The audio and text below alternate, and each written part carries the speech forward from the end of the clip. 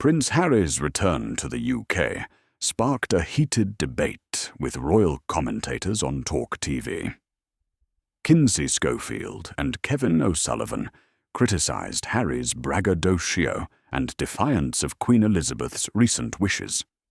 The debate revealed his attempts to reconnect with the royal family amid his rivalry with King William. The discussion also touched on Meghan's failed business ventures. Watch the clip. First off, if you haven't jumped on board yet, hit that subscribe button and join this little family that's growing thanks to you. If we can, Kinsey, Prince Harry's 4-day visit, his trip to little old England. He came to London. We've been in the grip of a tube strike. The subway here completely closed down. So this city, London, has been in gridlock. So he's been late for everywhere that he's been booked to visit. He's been touring the charities. I mean, it's about all he can do.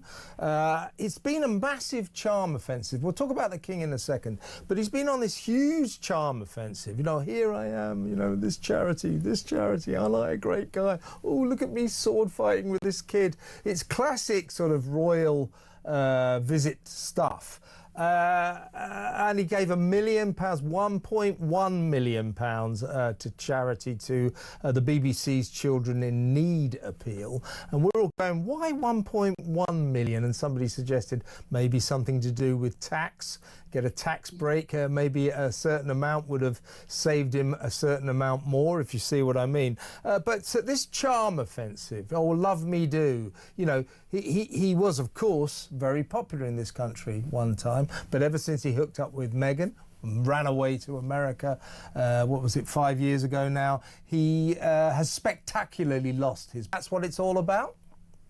I think that that's partially what it's all about, but what I thought as I watched a lot of this was, you can't be half in, half out, Harry. You cannot bulldoze Queen Elizabeth's wishes now that she's gone and just show up. I mean, there was one point, and I've heard other people say it was just a coincidence. Okay, that's fine. But there's one point within like a 12-minute span, we received a photo of Prince Harry in a recording studio with young people making music. And there's Prince William at a separate royal, an official royal engagement, also surrounded by young people and a drum set making music. Harry is a distraction. And the Queen said to him upon the MEGXIT exit, you cannot be a half in, half out royal.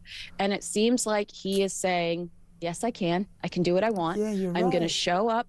I'm going to throw around a bunch of money, which, by the way, why is this a personal donation from Prince Harry and not an Archewell donation? What the heck does Archewell do? Mm-hmm. I felt like this was Prince Harry. Tax breaks? I think that this is Harry disrespecting the Queen's final wishes. And, you know, the audacity after his, pit stop at Windsor to show respect for the Queen. Why would he start now? He never did well, he didn't towards the last few years of her life. So I look at it as Prince Harry trying to force the half in, half out royal perception, which he also cleverly did by handpicking the media that he could accompany him throughout his trip. And it's... Harry saw his dad face-to-face was February last year after the King's cancer diagnosis. Since then, they have not spoken face-to-face. Anyway, we know that prior to this, the King wasn't speaking to him at all. So there's been a sort of slight thawing of the way. We know that because Prince Harry told us that on BBC. Of course, yes. Now, I just want to quickly point out, this great environmentalist, King Charles, of course, climbing on a private jet, very eco-unfriendly, flying down to London. I get so sick of their hypocrisy about their net zero nonsense. That's just a side issue. So he flew down to see his son. Harry went to Clarence House, 54 minutes. 54 minutes. Tea for two, 54 minutes, less than an hour. They haven't seen each other for 19 months. I'm wondering whether this reunion, if you like, this father and son reunion, was actually all that warm. Harry, of course, sloped off after that to another charity event where he told everybody, he was asked, oh, how's your dad? He said, oh, he's doing great. He's doing great. But I'd love to have been a fly on the wall during that meeting. We were filming my show that you've been on this afternoon, What Just Happened, and we were laughing, saying, do you reckon they had a massive great row or something?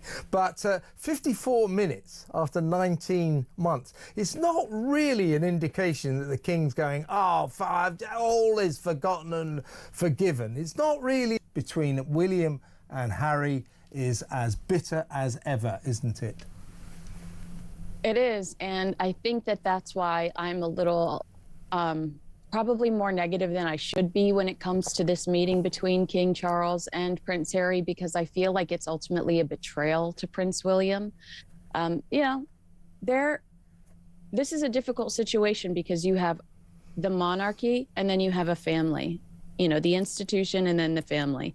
And if I were softer hearted, then I would say, yes, it's a father and a son reunion. That's the most important thing. But as a monarchist and somebody that studies the royal family, I worry for the future of the royal family, having seen Harry and Meghan's attempt to destroy them for at least 4 out of the 5 years that they've been gone. I find Prince Harry and Meghan Markle to be a liability to the future of the monarchy.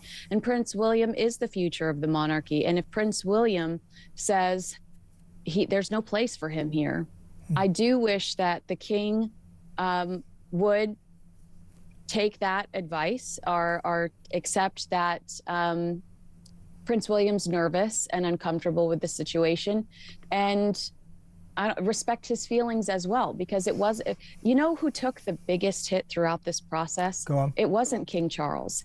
It was Prince William and Catherine, the Princess of Wales. Now, Omid Scobie slides in right before we find out that they have cancer and tells us that the King and Princess of Wales, Catherine, are allegedly the royal racist in Endgame. But Harry and Meghan don't specifically attack King Charles. They do specifically attack Queen Camilla, Prince William, and Catherine, the Princess of Wales. Prince Harry talks about how William is violent and angry, you know, breaks his dog bowl in his necklace.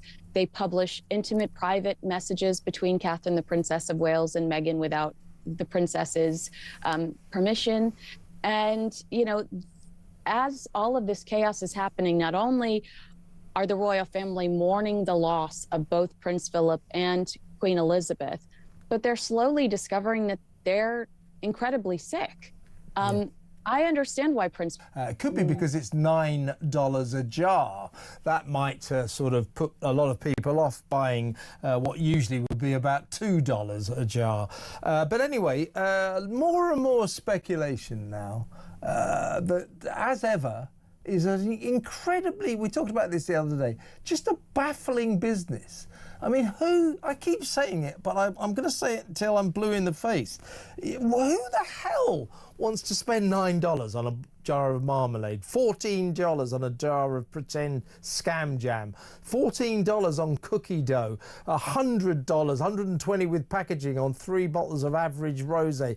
You know, this is astronomically overpriced, very mundane domestic products that you can get a lot cheaper in 7-Eleven, not next door. What, you know, how is who the hell is buying this stuff, if anyone?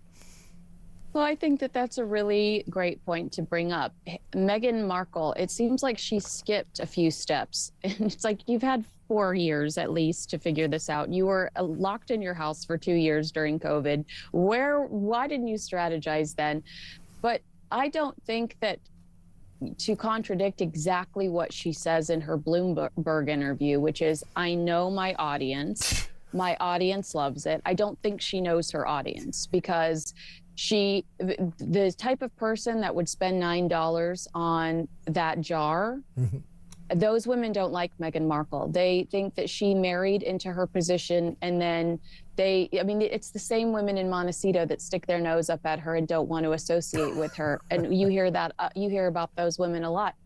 They think she married into her lifestyle and then proceeded to try to destroy the institution that gave her that platform. Yeah. So no, they're not going to pander and buy $9 marmalade from her, because they just think she's very ungrateful and destructive, and she is new money trying to act like old money, and they don't have time for it. Yeah, and incredibly, she actually recently described what she thinks is her sort of central customer of 14-year-old girls. 14-year-old, well, they'd have to be very, very wealthy 14-year-old girls, wouldn't they? I hate to break it to Meghan Markle, but 14-year-old girls are rewinding episode 10 of The Summer I Turned Pretty for the 14th time, watching their Team Conrad.